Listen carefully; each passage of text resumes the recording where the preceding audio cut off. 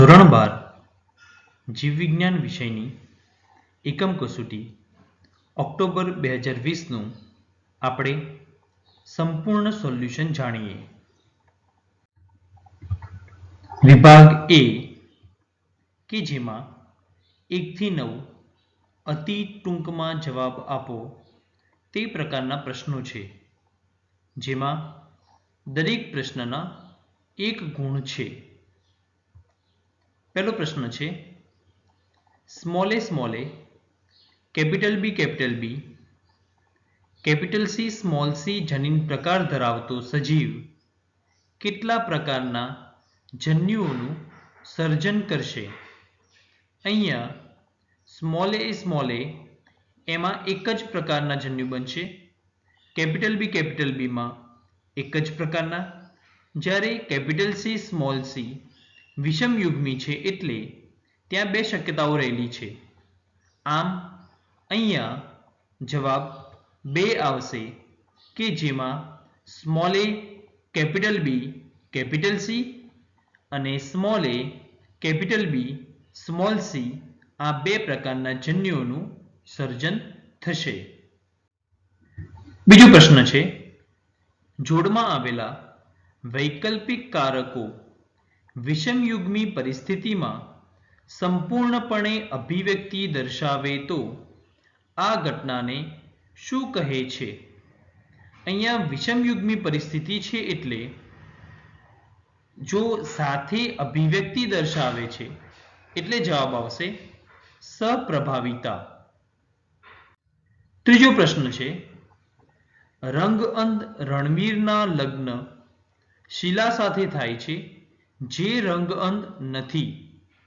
તેમના પુત્ર રંગઅંધ થવાની શક્યતા કેટલી છે? આપણે જાણીએ છીએ કે રંગઅંધતા એ લિંગ સંબંધિત રોગ છે. અહીંયા રણવીરના લગ્ન શીલા સાથે થાય છે, એમાં રણવીર રંગઅંધ છે એટલે તેમાં સ્મોલ સી વાય પ્રકારનું હશે, જ્યારે શીલા એ રંગઅંધ નથી એટલે તે કેપિટલ સી પ્રકારનું બંધારણ બનશે. તો એના પુત્રમાં રંગઅંધ થવાની શક્યતા 0% રહેલી છે.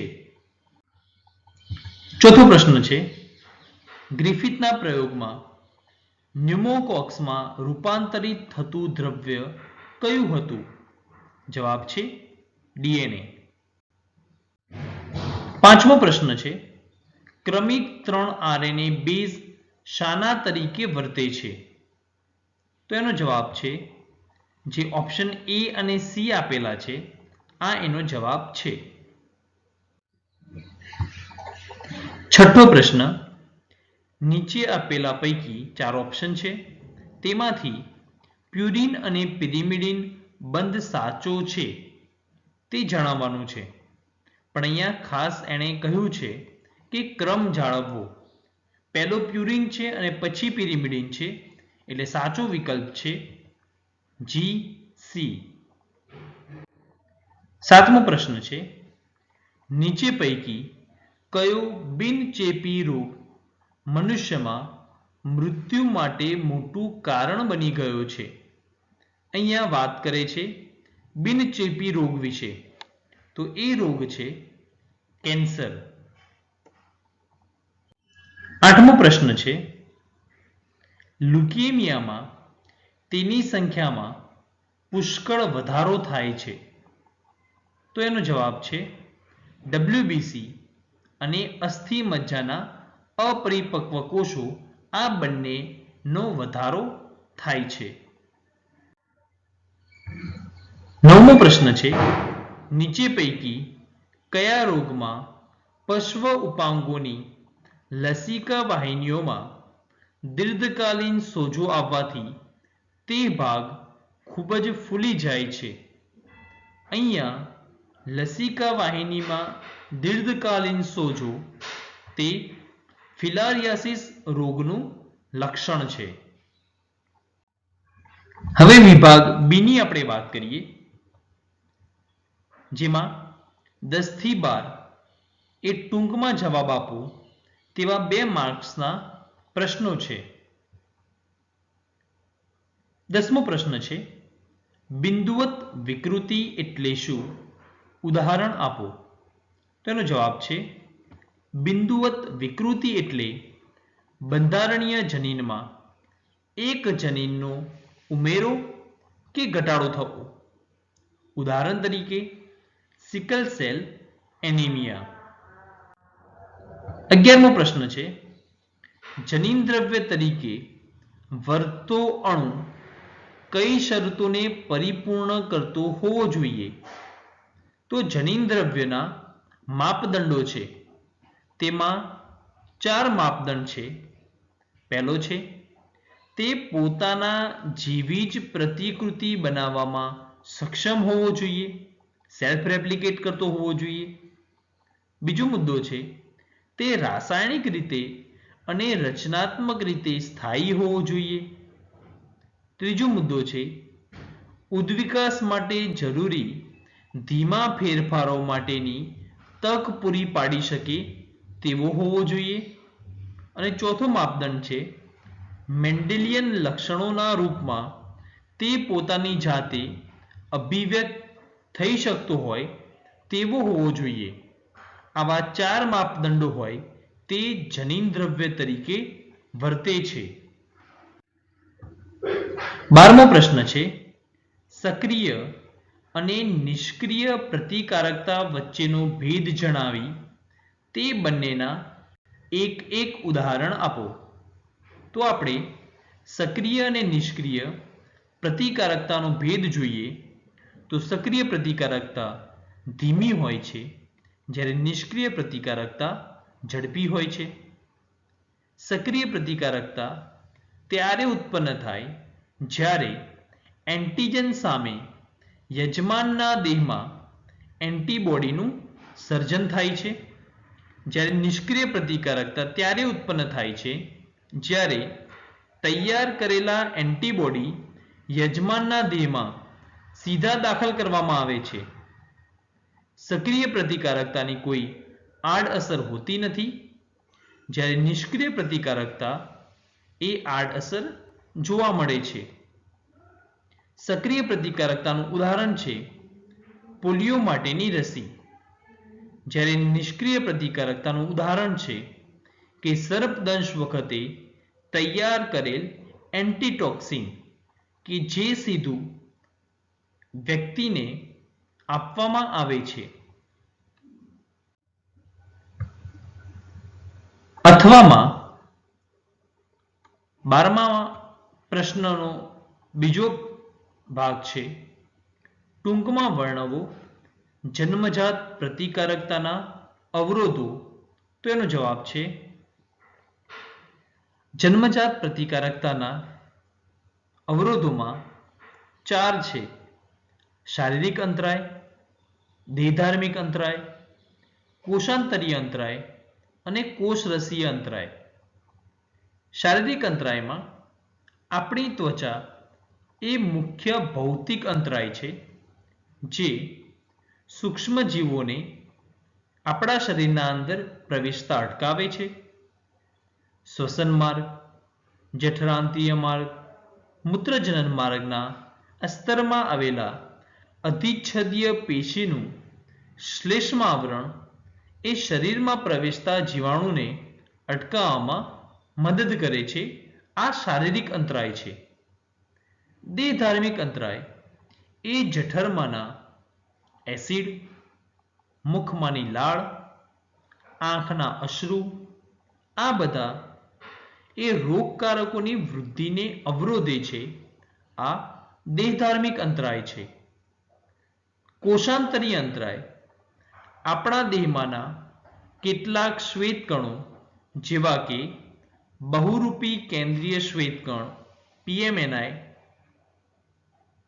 અને એક કેન્દ્રીય કણ મોનોસાઇટ્સ તેમજ રુધિરમાં રહેલા લસિકા કોષોના પ્રકાર તરીકે નૈસર્ગિક મારક કોષો નેચરલ કિલર લિમ્ફોસાઇટ્સ ઉપરાંત પેશીઓમાં બૃહદ કોષો મેક્રોફેજીસ, એ જીવાણુઓનું ભક્ષણ અને તેઓનો નાશ કરી શકે છે.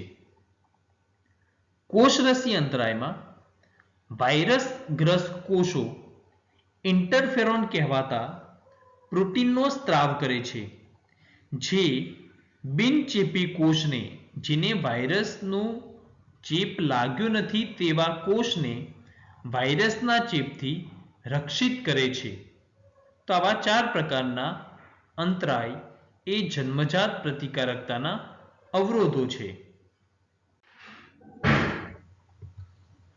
પ્રશ્ન નંબર 13 થી 14 કે જે 3 ગુણના પ્રશ્નો છે, જેમના મુદ્દાસર જવાબ આપવાનો છે. 13મો પ્રશ્ન છે, જનીન સંકેતના મુખ્ય ગુણધર્મો જણાવો. એનો જવાબ છે, જનીન સંકેતના મુખ્ય ગુણધર્મો નીચે મુજબ છે. જેમ કે જનીન સંકેત ત્રિઅક્ષરી છે, તે પૈકી 61 સંકેતો એમિનો એસિડ માટે સંકેતન કરે છે અને 3 સંકેતો કોઈ એમિનો એસિડનું સંકેતન કરતા નથી. આથી તેઓનું કાર્ય સમાપ્તિ સંકેત તરીકેનું છે. બીજો મુદ્દો છે, એક જ એમિનો એસિડ એક કરતાં વધારે સંકેતો દ્વારા નિશ્ચિત થઈ શકે છે. આવા સંકેતોને અવનત સંકેતો કહે છે. ત્રીજો મુદ્દો છે, સંકેત એમઆરએનએ પર સતત વંચાય છે, તે વચ્ચે વિરામ હોતો નથી. ચોથો મુદ્દો છે, જનીન સંકેત સર્વવ્યાપી છે. ઉદાહરણ તરીકે બેક્ટેરિયાથી મનુષ્ય સુધી જનીન સંકેત UUU એ ફિનાઇલ એલેનિનનું સંકેતન કરે છે. આ નિયમમાં કણાભસૂત્રીય સંકેતો અને કેટલાક પ્રજીવોને અંદર અપવાદ જોવા મળે છે. પાંચમો મુદ્દો છે, AUG બેવડા કાર્યો કરે છે. તે મિથિયોનિન માટે સંકેત આપે છે, સાથે સાથે પ્રારંભિક સંકેત તરીકે પણ વર્તે છે. આમ AUG બેવડું કાર્ય કરે છે. અને છેલ્લો મુદ્દો છે, UAA, UAG અને UGA એ સમાપન સંકેતો છે. તો આ હતા જનીન સંકેતના ગુણધર્મો. અથવામાં 13મા નંબરનો બીજો પ્રશ્ન છે, સુકોષ કેન્દ્રીય કોષમાં DNA કુંતલનું પેકેજિંગ સમજાવો. તો એનો જવાબ છે, સુકોષ કેન્દ્રીય સજીવોમાં આ જે DNA કુંતલનું પેકેજિંગ છે તે ખૂબ જટિલ છે. તેમાં ધનવીજભારિત પ્રોટીન સમૂહ આવેલા હોય છે, જેને હિસ્ટોન કહે છે. વીજભારિત પાર્શ્વ શૃંખલા સાથેના એમિનો એસિડની બહુલુકતાને આધારે આ પ્રોટીન વીજભાર પ્રાપ્ત કરે છે.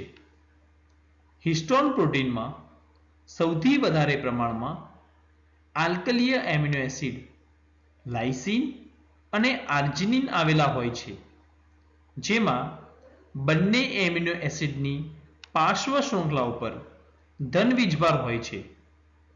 હિસ્ટોનના 8 અણુઓના સંગઠિત એકમને, આ જે 8 એકમો જોડાયેલા હોય તેને હિસ્ટોન ઓક્ટામર કહે છે. ઋણ વીજભારિત DNA ધન વીજભારિત હિસ્ટોન ઓક્ટામર સાથે વીંટળાઈને જે રચના બનાવે છે તેને ન્યુક્લિયોઝોમ કહે છે. એક લાક્ષણિક ન્યુક્લિયોઝોમ DNA કુંતલની 200 બેઝ પેર ધરાવે છે. કોષકેન્દ્રમાં આવેલા ઘણા ન્યુક્લિયોઝોમના પુનરાવર્તિત એકમોને ક્રોમેટીન કહે છે. 14મો પ્રશ્ન છે, ચેપગ્રસ્ત વ્યક્તિના રોગ પ્રતિકારક તંત્રની ઉણપ સર્જતો એડ્સ વાયરસ કઈ ક્રિયાવિધિ દ્વારા પ્રદર્શિત થાય છે? એનો જવાબ છે, વ્યક્તિના શરીરમાં પ્રવેશ્યા પછી આ વાયરસ મેક્રોફેજ બૃહદ ભક્ષક કોષમાં પ્રવેશે છે જ્યાં વાયરસનું આરએનએ જનીનદ્રવ્ય રિવર્સ ટ્રાન્સક્રિપ્ટેઝ ઉત્સેચકની મદદથી વાયરલ ડીએનએમાં સ્વયંજનન પામે છે. આ વાયરલ ડીએનએ યજમાન કોષના ડીએનએમાં દાખલ થાય છે અને યજમાન કોષમાંથી સીધા જ વાયરસના અણુઓ પેદા કરે છે. આમ મેક્રોફેજ વાયરસ સર્જવાનું શરૂ કરે છે. આ રીતે એચઆઈવીના કારખાના તરીકે વર્તે છે. આ દરમિયાન એચઆઈવી મદદ કરતા ટી લસિકા કોષોમાં પ્રવેશે છે અને સ્વયંજનન પામી વાયરસની સંતતિઓ સર્જે છે.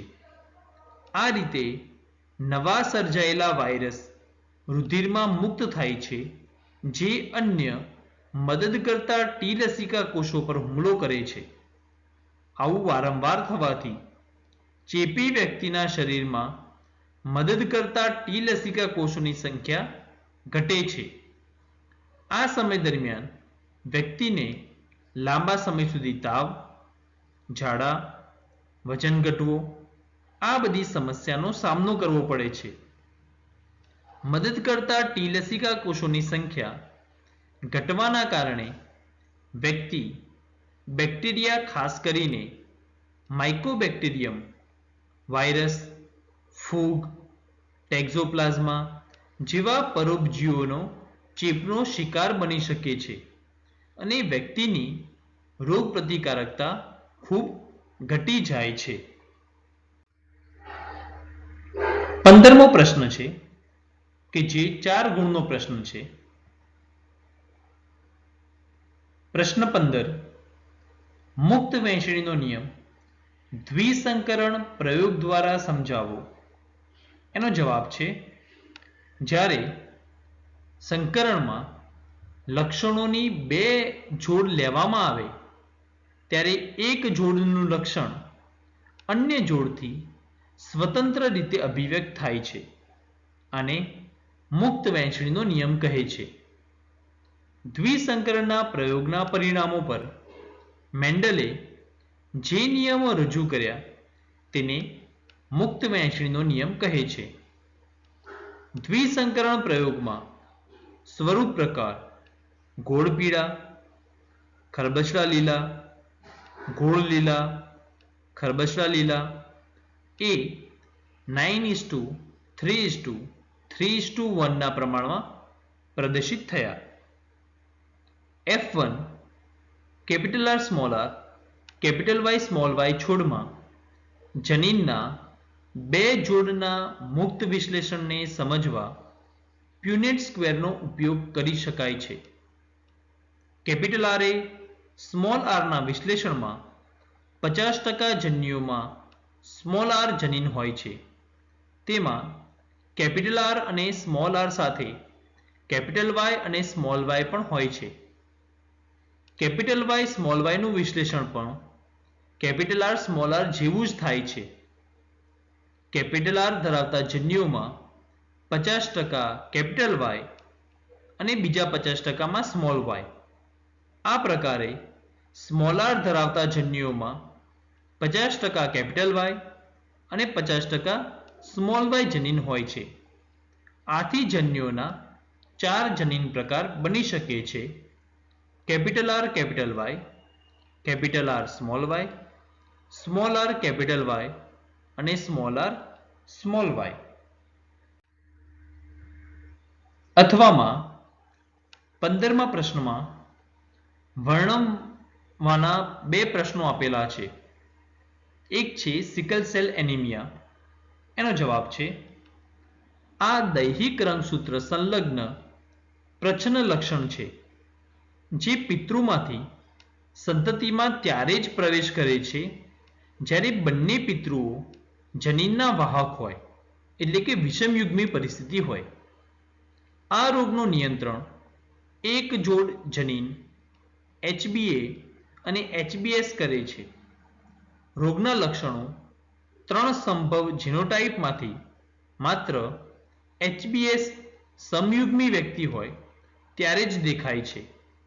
વિષમયુગ્મી વ્યક્તિ એ રોગમુક્ત હોય છે, પરંતુ રોગના વાહક હોય છે. વિકૃત જનીન સંતતિમાં ઉતરવાની સંભાવના 50% હોય છે. આ વિકારનું કારણ હિમોગ્લોબિન અણુની બીટા ગ્લોબ્યુલિન શૃંખલામાં છઠ્ઠા ક્રમમાં આવેલ એમિનો એસિડ ગ્લુટામિક એસિડનું વેલાઇન દ્વારા દૂર થવાનું છે. ગ્લોબિન પ્રોટીનમાં એમિનો એસિડની આ બાદબાકી બીટા ગ્લોબિનના છઠ્ઠા સંકેતમાં GAGના સ્થાને GUG દ્વારા દૂર થવાના કારણે થાય છે. ઓછા ઓક્સિજનની સ્થિતિમાં વિકૃત હિમોગ્લોબિન અણુમાં બહુલીકરણ થઈ જાય છે અને તાણના કારણે આરબીસીનો દ્વિઅંતરગોળ આકાર એ દાંતરડા આકારનો થઈ જાય છે.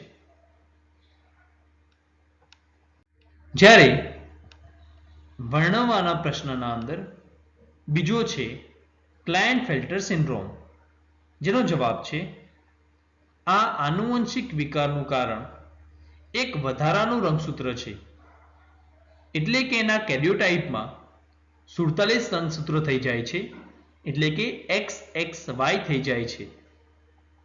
આવી વ્યક્તિ સંપૂર્ણ રીતે પુરુષ હોય છે, પરંતુ માદાના લક્ષણો જેવા કે સ્તનનો વિકાસ એટલે કે અલ્પ વિકસિત સ્તન પણ અભિવ્યક્ત થાય છે.